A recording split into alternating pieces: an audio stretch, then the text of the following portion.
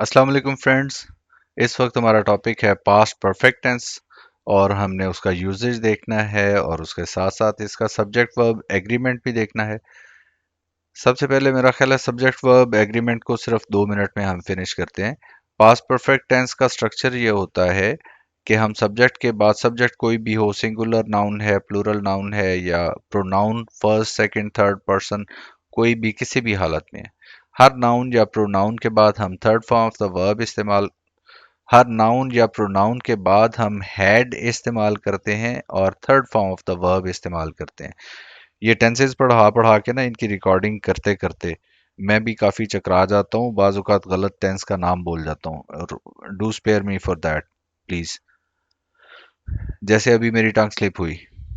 So subject के बाद हम हैड और third form of the verb लिखते हैं पास्ट परफेक्ट टेंस में, but when we are talking about active voice sentence. इसका नेगेटिव कैसे बनेगा? हैड के बाद नॉट और third form of the verb, और इंट्रोगेटिव होगा हैड शुरू में आ जाएगा देन सब्जेक्ट और सब्जेक्ट के बाद third form of the verb.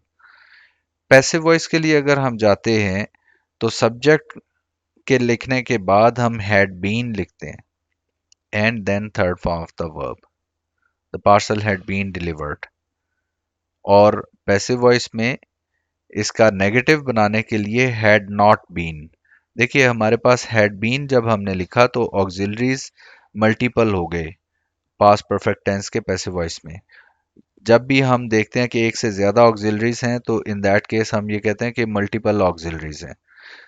तो उसका नेगेटिव बनाने का तरीका ये होता है कि मल्टीपल ऑक्सिलरीज में से जो पहला ऑक्सिलरी है इसके फौरन बाद नॉट लिख दिया जाता है। ये पता नहीं क्यों मुझे लॉरी मतलब लाहौर में जो मेंढक पाए जाते हैं, ठीक है, जोहड़ों में, उस तरह का फॉन्ट मैंने जानबूझ के इस तरह का रखा है ताकि आप इसको नोटिस कर लें। ठीक है, इस तरह की हरकत को कहते हैं मैकेनिकल एम्फेसिस, किसी लफ्ज को शेप चेंज कर देना। बहरहाल मैकेनिकल एम्फेसिस एक अलग टॉपिक है और बड़ा तवील है। कलर को चेंज करने को मैकेनिकल एम्फेसिस कहते हैं और फॉन्ट की जो शेप है उसके चेंज करने को भी मैकेनिकल एम्फेसिस कहते हैं। तो ये मैंने आप तक कन्वे करने के लिए इसको चेंज किया, इसकी शेप। बात हम कर रहे थे कि पास्ट परफेक्ट टेंस का जो पैसिव वॉइस है उसमें नेगेटिव बनाने के लिए पैसिव वॉइस में had been plus third form of the verb हम इस्तेमाल करते हैं। ऑक्सिलरीज मल्टीपल हैं, लिहाजा पहले ऑक्सिलरी के बाद हम नॉट लिखेंगे और रिमेनिंग ऑक्सिलरीज बाद में लिखेंगे। Had not been plus third form of the verb. और इसका अगर हमने इंट्रोगेटिव बनाना है तो हम हैड को शुरू में ले जाएंगे। हैड द पार्सल, सिर्फ अकेला हैड बाहर आएगा, हैड द पार्सल, और उसके बाद बीन, जो रिमेनिंग हमारे पास ऑक्सिलरी है वो सब्जेक्ट ऑफ द वर्ब के बाद आएंगे, वर्ब से पहले आएंगे। तो had the parcel been delivered. ये है मजमूई तौर पर पास्ट परफेक्ट टेंस में सब्जेक्ट वर्ब एग्रीमेंट। अब हम इसके यूजेज पे जाते हैं। देखिए पास्ट परफेक्ट टेंस के जो सेंटेंसेस हैं ये आ, कभी भी नहीं कहना चाहिए, ये कभी कभार अलोन इस्तेमाल होते हैं, ठीक है। लेकिन इनकी सेंस हमेशा यही रहती है कि पास्ट में जिस सेंटेंस के लिए हम ये कि पास्ट में जिस एक्शन के लिए हम बात कर रहे हैं कि वो कंप्लीटेड एक्शन है, फिनिश्ड एक्शन है, उसको हम पास्ट परफेक्ट में एक्सप्रेस करते हैं। और वो एक्शन पास्ट में किसी एक एक्शन से पहले होता है, बिफोर होता है, ठीक है। इस बात को हम यूं भी कह सकते हैं कि ये प्रेजेंट है, ये पास्ट है, और पास्ट में दो एक्शंस हैं, एक एक्शन पहले है और एक पास्ट में उससे पीछे है।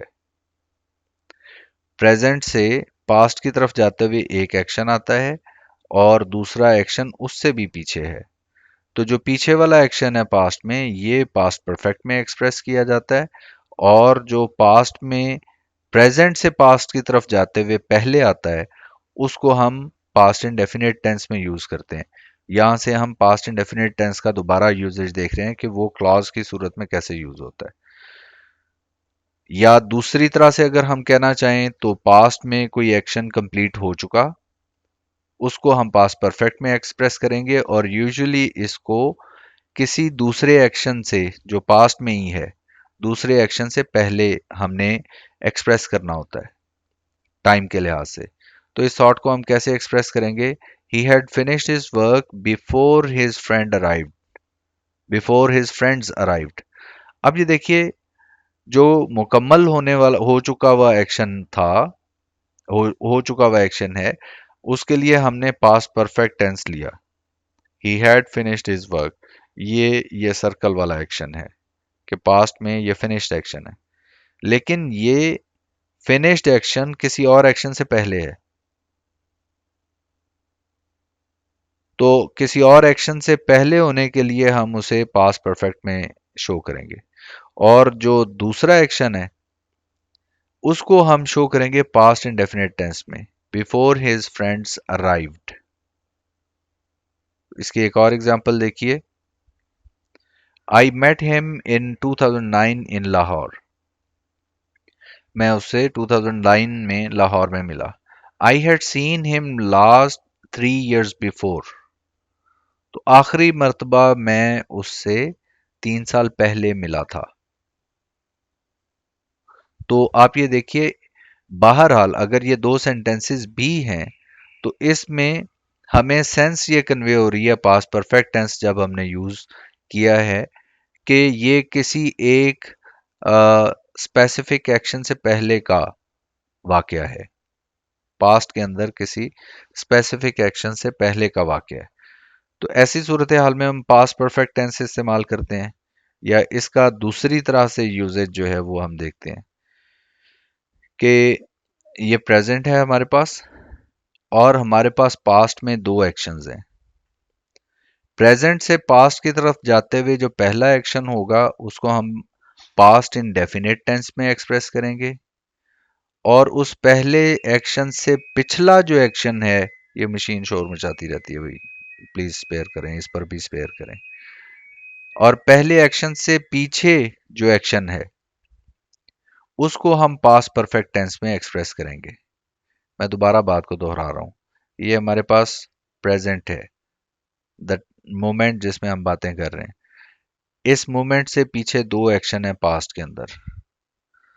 तो प्रेजेंट से पीछे जाते हुए जो पीछे रिवर्स जाते हुए जो पहला एक्शन होगा उसको हम पास्ट इंडेफिनिट में एक्सप्रेस करेंगे, और उस पहले एक्शन से भी पीछे जो एक्शन होगा उसको हम पास्ट परफेक्ट टेंस में एक्सप्रेस करेंगे। एग्जाम्पल देखिए, he had left when his colleagues came. तो व्हेन हिज कोलीग्स केम, ये पास्ट की तरफ जाते हुए पहला एक्शन है। ही हैड लेफ्ट, ये इस पहले एक्शन से भी पिछले टाइम का एक्शन है, तो इसको हम पास्ट परफेक्ट में एक्सप्रेस करेंगे। ही हैड लेफ्ट, ये ब्लू पॉइंट को एक्सप्रेस करता है, वो जा चुका हुआ था। व्हेन हिज कोलीग्स केम, ये बाद वाला एक्शन है।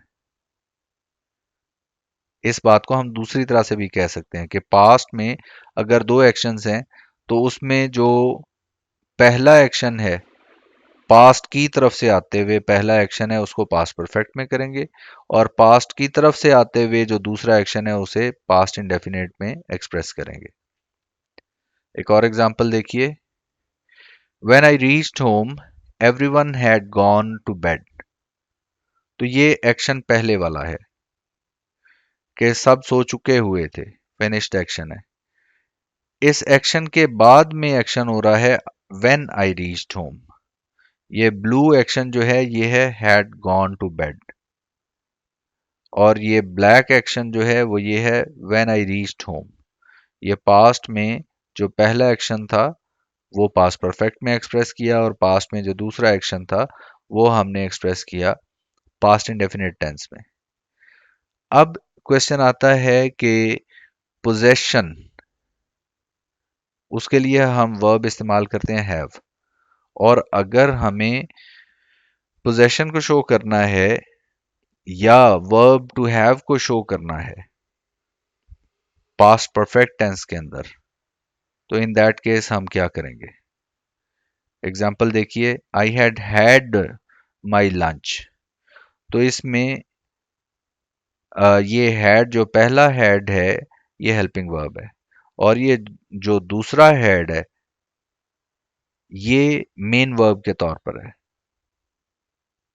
टू हैव लंच, इसमें हैव जो है ये वर्ब है, लेकिन पास्ट परफेक्ट में क्योंकि हम इसे यूज कर रहे हैं इसलिए टू हैव की थर्ड फॉर्म इस्तेमाल करेंगे और वो है हैड। तो हैड दो मर्तबा भी सेंटेंस में यूज हो सकता है, और वो किस सूरत में कि जब हमने वर्ब टू हैव को यूज करना है पास्ट परफेक्ट टेंस में, तो उस सूरत में एक मर्तबा हैड हम एक्सप्रेस करेंगे या एक मर्तबा हैड हम लिखेंगे पास्ट परफेक्ट टेंस के हेल्पिंग वर्ब के तौर पर, और उस हैड के बाद दोबारा हैड लिखेंगे टू हैव की थर्ड फॉर्म के तौर पर। I have had my lunch when you came. तो I have had my lunch ये पास्ट परफेक्ट का सेंटेंस है, तो ये पास्ट में पहला एक्शन है, और व्हेन यू केम ये पास्ट में बाद वाला एक्शन है। सो हमने इसमें दो चीजें देखी हैं कि पास्ट की तरफ से आते हुए जो पहला एक्शन है उसे पास्ट परफेक्ट में एक्सप्रेस किया जाता है, और जो दूसरा एक्शन है उसे पास्ट इंडेफिनिट में एक्सप्रेस किया जाता है। और दूसरी बात हमने ये देखी कि वर्ब टू हैव, इसको जब हम पास्ट परफेक्ट टेंस में इस्तेमाल करते हैं तो दो मर्तबा हैड इस्तेमाल हो जाता है। पहला हैड पास्ट परफेक्ट टेंस का हेल्पिंग वर्ब होता है, और दूसरा हैड जो है वो पास्ट परफेक्ट टेंस है टू हैव की थर्ड फॉर्म है। सो इस तरह से दो मर्तबा हैड भी यूज होता है। ये जो टू हैव वर्ब है और टू बी वर्ब, ये दोनों वर्ब्स जो हैं ये इनको बहुत एहतियात से इस्तेमाल करना पड़ता है।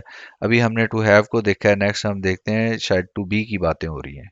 यस, सेंटेंस को पहले देखिए। By the time John finished his studies he had been being in Belgium for over 5 years। अब असल में ये बीइंग बीन या सॉरी हैड बीन बीइंग ये गलत है बात, ठीक है। वो इसलिए मैंने आपको लिखकर एक्सप्रेस की कि ये गलती हो जाती है या हो सकती है, इसको हमने अवॉइड कैसे करना है, ये असल में हुआ क्यों है। देखिए, वो बेल्जियम में रह रहा था फॉर ओवर 5 years, 5 साल से ज्यादा अरसे से। अब वर्ब टू बी जो है उसको हमने इस्तेमाल करना है, लेकिन वास्ता पड़ गया हमें परफेक्ट कॉन्टिन्यूस से, क्योंकि फॉर ओवर 5 years ये सिंस फॉर फ्रेजेस हमने देखा कि ये यूज की जाती हैं परफेक्ट कॉन्टिन्यूस टेंस के अंदर। अब मसला ये है कि ये परफेक्ट कॉन्टिन्यूस टेंस ही बनना चाहिए था, क्योंकि हमारे पास पीरियड ऑफ टाइम वो मौजूद है। लेकिन वर्ब टू बी ये जो वर्ब है, या इस तरह के जो दूसरे वर्ब्स हैं जिनको हमने नाम दिया था नॉन कॉन्टिन्यूस वर्ब्स, इनको कभी भी कॉन्टिन्यूस के साथ आईएनजी के साथ एक्सप्रेस नहीं करते, ठीक है। अब हमारी मजबूरी यहाँ पर हमने जो गलती की वो इस वजह से कर ली कि ये परफेक्ट कॉन्टिन्यूस में हमें एक्सप्रेस करना ही करना था क्योंकि ड्यूरेशन दी हुई है। इन सच केसेस जब हमें टू बी को परफेक्ट कॉन्टिन्यूस में एक्सप्रेस करना पड़े, तो हम टू बी को परफेक्ट कॉन्टिन्यूस में एक्सप्रेस नहीं करते, उसे हम परफेक्ट में एक्सप्रेस करते हैं। जैसे आप ये देखिए कि हमने कहा ही हैड बीन, बीइंग गलत है, तो हम ये बीइंग नहीं यूज करेंगे, परफेक्ट कॉन्टिन्यूस नहीं बनाएंगे इसे, पास्ट परफेक्ट कॉन्टिन्यूस नहीं बनाएंगे, हम इसको पास्ट परफेक्ट ही रखेंगे। He had been in Belgium for over 5 years। अब यहाँ पे जो तालिब इल्म है उसको सबसे ज्यादा बड़ा मसला ये होता है कि सिंस फॉर फ्रेज तो ये इस्तेमाल होती थी जाके परफेक्ट कॉन्टिन्यूस टेंस में, तो ये परफेक्ट टेंस के अंदर क्या कर रही है। और फिर क्वेश्चन ये पैदा होता है कि क्या हम सिंस या फॉर फ्रेज जो है वो परफेक्ट टेंस के अंदर इस्तेमाल कर सकते हैं। तो वो कौन सा पॉइंट होगा कि कब हम इसे परफेक्ट टेंस के अंदर सिंस फॉर फ्रेज को इस्तेमाल करेंगे, और वो कौन सा मसला होगा जब हम इसे परफेक्ट कॉन्टिन्यूस में इस्तेमाल करेंगे सिंस फॉर फ्रेज को। तो उसका बड़ा आसान हल है। अगर आपके पास वर्ब टू बी है तो टू बी को हम एक्टिव वॉइस में कभी भी कॉन्टिन्यूस में इस्तेमाल नहीं करते। तो इन दैट केस हम परफेक्ट कॉन्टिन्यूस में भी नहीं इस्तेमाल करेंगे। तो फिर टू बी को एक्सप्रेस करेंगे कैसे अगर हम उसे परफेक्ट कंटिन्यूस में नहीं कर सकते? तो उसको टू बी को एक्सप्रेस करने के लिए हम परफेक्ट कंटिन्यूस की बजाय उसे परफेक्ट टेंस में ले जाएंगे। अगर वो प्रेजेंट परफेक्ट कंटिन्यूस है तो उसे प्रेजेंट परफेक्ट में एक्सप्रेस करेंगे टू बी को, या नॉन कंटिन्यूस वर्ब जो भी हैं। इसी तरह से पास्ट परफेक्ट कंटिन्यूस अगर हमें बनाना पड़ गया है टू बी के साथ तो हम कभी भी नहीं बनाएंगे। हम उसको टू बी को पास्ट परफेक्ट के अंदर यूज करेंगे। जैसे आप ये देखिए हमने किया कि by the time John finished his studies he had been in Belgium for over 5 years। तो हमने यहां पे ये सीखा कि टू बी और नॉन कॉन्टिन्यूस वर्ब को हम जब जरूरत पड़ जाए परफेक्ट कॉन्टिन्यूस में शो करने के लिए, एक्सप्रेस करने के लिए, तो कभी भी परफेक्ट कॉन्टिन्यूस नहीं हम इस्तेमाल करते, बल्कि हम उसे परफेक्ट टेंस में ले जाते हैं।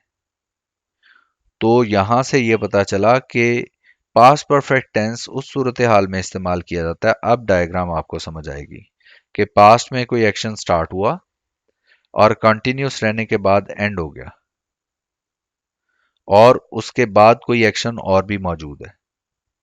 तो बाद वाला एक्शन जो है वो हमने पास्ट इंडेफिनिट में एक्सप्रेस करना है, bye the time John finished his studies. ये ब्लू बाद वाला एक्शन है। और जो एक्शन स्टार्ट हुआ और कंटिन्यूस रहने के बाद एंड हो गया पास्ट के अंदर, वर्ब टू बी होगा, तो उसे परफेक्ट कंटिन्यूस में नहीं लेके जाएंगे, परफेक्ट में ले जाएंगे, और साथ सिंस या फॉर फ्रेज वो लिख देंगे। जैसे he had been in Belgium for over 5 years। So ये यूजेज है पास्ट परफेक्ट टेंस का। तो आज के लिए पास्ट परफेक्ट टेंस मुकम्मल हो गया, बड़ी जल्दी मुकम्मल हो गया, मुबारक हो। तो see you in the next video. Thank you very much. Take care. अल्लाह हाफिज।